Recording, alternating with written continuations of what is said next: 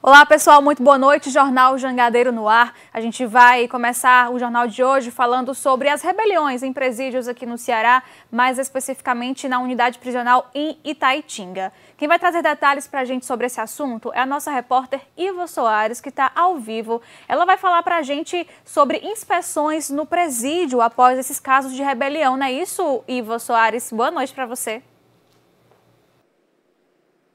Olá, Lohane, boa noite para você, boa noite aí a todos. Exatamente, viu? Nesses últimos dias, rebeliões foram registradas, inclusive na última terça-feira, Lohane.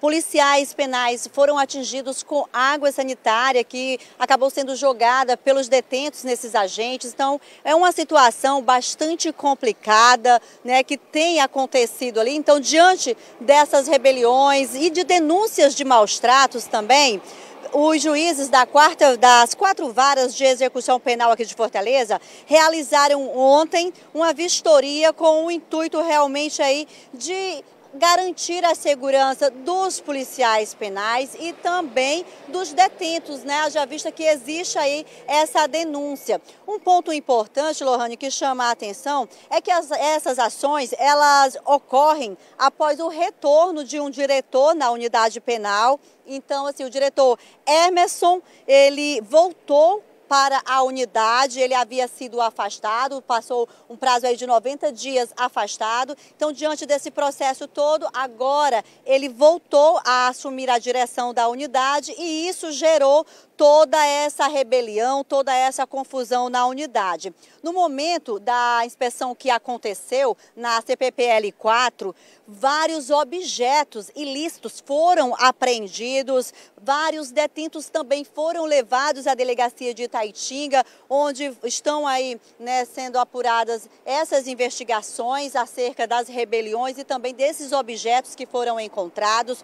Um outro ponto, Lohane, que a gente chama a atenção é que este grupo seria inclusive o mesmo que tentou dominar a CPPL 4 em junho. E mais uma vez, né, o grupo está aí realizando essas rebeliões, gerando o caos e que tudo está sendo apurado, as investigações estão sendo feitas e que a gente espera é que todas as medidas cabíveis sejam tomadas e que a paz volte a reinar. Tá joia, Iva? Boa noite para você, bom trabalho, obrigada pelas suas informações, tá? Agora vamos mudar de assunto, falar sobre passeios ciclísticos noturnos. É que isso tem se tornado comum, uma prática comum aqui em Fortaleza, muitos grupos de ciclistas fazem essa atividade aí à noite, mas a gente chama a atenção aqui que eles também precisam seguir as regras de trânsito brasileiro. A gente sabe que os grupos de passeios ciclísticos, eles são uma realidade na cidade e em vários pontos do estado.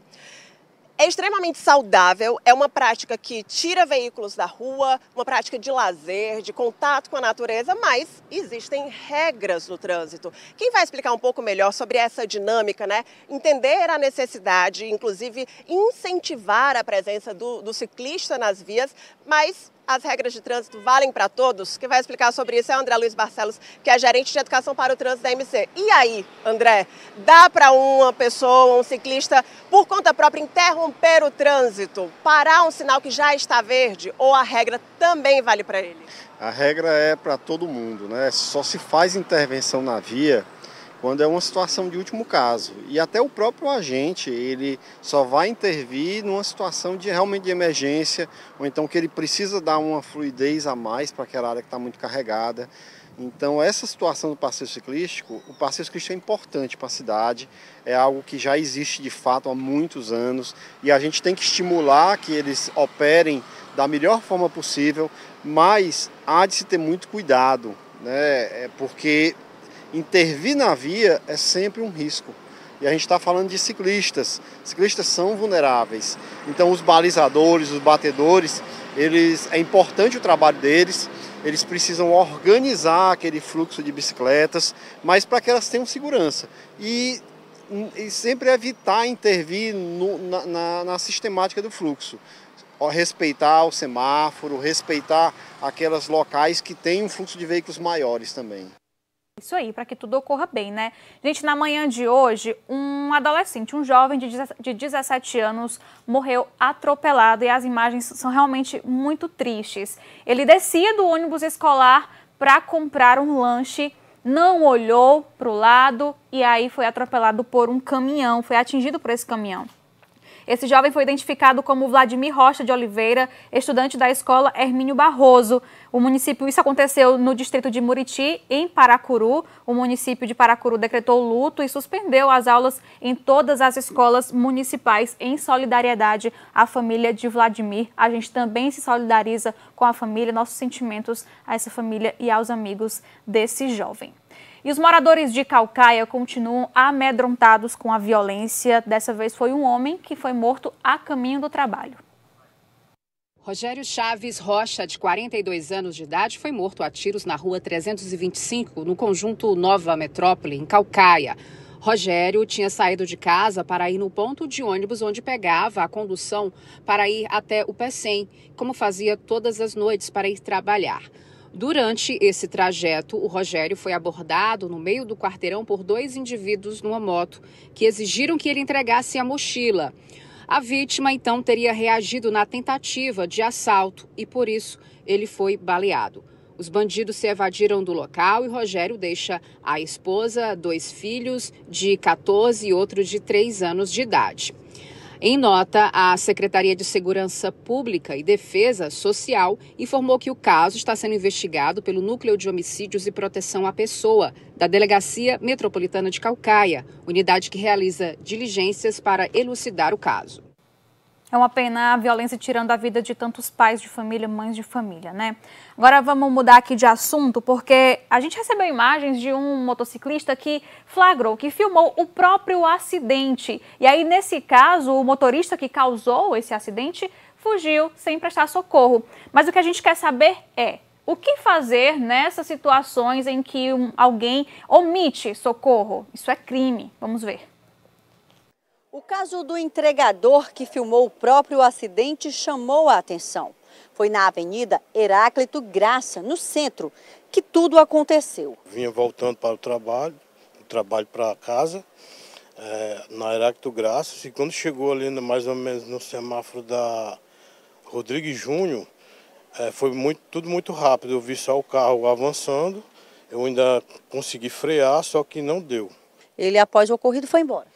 Isso, foi embora. E a gente chama até o Disraeli Brasil, da AMC, que repassa detalhes acerca de casos como este, na omissão de socorro no trânsito. Além de ser uma infração de trânsito, deixar de prestar socorro à vítima é também considerado um crime de trânsito, que no caso deverá ser apresentado para a autoridade policial cumprir as sanções penais.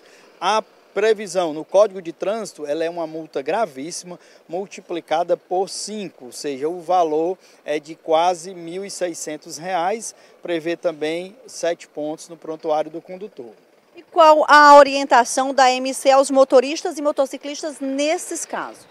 Quando você se envolver e causar um acidente a uma vítima, principalmente aqueles mais vulneráveis, né, pedestres, ciclistas ou motociclista, é prudente, né, parar o veículo, tomar todas as providências, chamar os órgãos envolvidos, né, perícia forense, SAMU, o órgão de trânsito AMC, para adotar aquelas providências.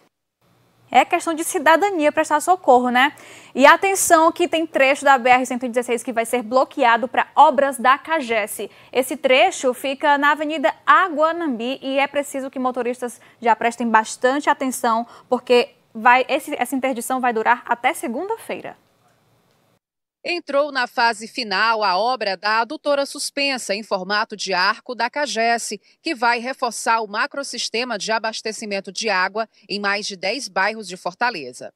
Essa obra especificamente, né, ela vai, além de estar beneficiando mais de 400 mil pessoas, ela vai realmente estar atendendo aproximadamente 10 bairros de forma direta, fora outros bairros de forma indireta. Como toda a obra está acontecendo aqui debaixo do viaduto da Borges de Melo, como vocês estão podendo ver, por questão de segurança, haverá um bloqueio aqui, quem passa por esse trecho do viaduto que fica aqui na BR-116, liga a Avenida Aguanabi até esse trecho aqui da base aérea. Então, de 7 da manhã deste sábado até às 4 da manhã de segunda-feira, esse trecho vai ficar interditado. Outra mudança também é que as linhas que ficam aqui ao lado do VLT também vão ficar suspensas. O condutor que estiver na Avenida Aguanambi, sentido BR-116, deve seguir na rotatória, acessar a segunda saída para continuar na Avenida Aguanambi, depois entrar à esquerda na Borges de Melo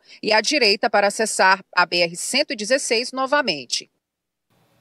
É isso, pausa rápida no Jornal Jangadeiro. No próximo bloco a gente fala aqui sobre o resultado de uma operação da Polícia Federal contra a fabricação e venda de anabolizantes. Eu volto já.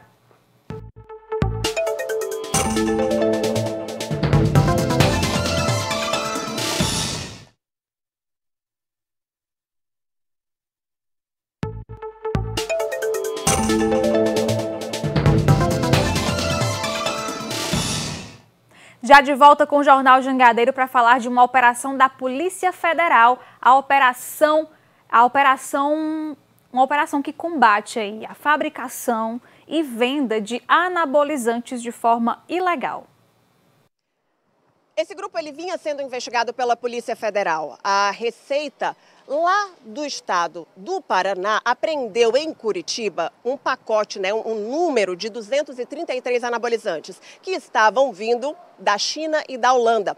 Mas o destino não era lá Curitiba, não. Era a cidade de São José dos Campos, interior de São Paulo.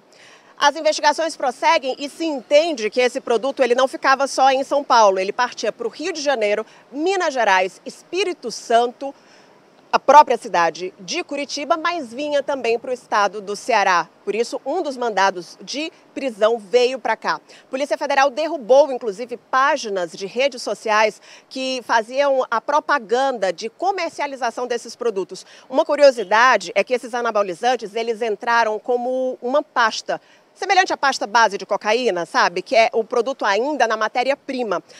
Essa transformação da pasta para o anabolizante que pode ser aplicado em pessoas, provavelmente acontecia já aqui no Brasil, a gente não sabe a que condições. Essas pessoas, elas devem responder, elas estão sendo acusadas pela polícia pelos crimes de associação criminosa, corrupção, adulteração de produto farmacêutico, entre outros crimes. Essas penas, se eles forem de fato condenados, podem se somar a 18 anos de prisão. Isso, a Operação Minotauro. Falar agora sobre algumas áreas aqui de Fortaleza que tem rodovias federais, rodovias de grande movimentação. E aí essas estradas, essas rodovias não têm passarela para travessia de pedestres, o que acaba dificultando e colocando a vida do pedestre em risco. Algumas rodovias federais cortam Fortaleza dentro da área urbana, como a Avenida Misterral, região com comércios e residências. Mas apesar do grande movimento, faltam passarelas para a população atravessar a rodovia com segurança. Na tentativa de resolver esse problema, foram instalados semáforos em frente à UFC e o Colégio Militar. Magda atravessa com dificuldade por causa de um problema na perna e torcendo para que os carros não avancem o sinal vermelho. Eu vou estar parado tudinho para atravessar. E é porque eu estou atravessando devagar, porque eu estou com problema na minha perna. A falta de passarela também atrapalha a fluidez na rodovia federal. Os carros precisam parar a cada semáforo, causando lentidão no trânsito. O pior é só na hora do colégio, porque fica congestionado aqui. Passarela facilitava muito. A Avenida Misterral, a proposta era ter passarela em frente ao Colégio Militar e outra no quilômetro 3. Até agora, o projeto não saiu do papel. Enquanto isso, a população vai se adequando às alternativas e rezando para não sofrer acidentes. Às vezes, a gente está passando, vem moto, né? Não respeita, não tem respeito para as pessoas, né? A passarela ajudava muito. Agora, olha que legal, um curso para bombeiros, o curso de mergulho para bombeiros é o CEMALT. Olha que interessante, é como se fosse uma sala de aula debaixo d'água, gente. É um curso de mergulho que prevê atividades teóricas e técnicas para formar novos mergulhadores de resgate. Esse é um dos cursos mais tradicionais do país, para vocês saberem. Esse curso começou com 25 alunos, mas apenas 7 continuaram. Essa formação começou no dia 1º de setembro, com a conclusão prevista para o fim de outubro. Ao concluir esse curso, o profissional ele estará apto a atuar em ocorrências de localização, busca, resgate e salvamento aquático. Muito interessante essas imagens, né? E assim a gente encerra o Jornal Jangadeiro de hoje. Eu vou ficando por aqui. Muito obrigada pela sua companhia. Amanhã tem mais Jornal Jangadeiro a partir das 11 da manhã. Uma boa noite para você. Tchau, tchau.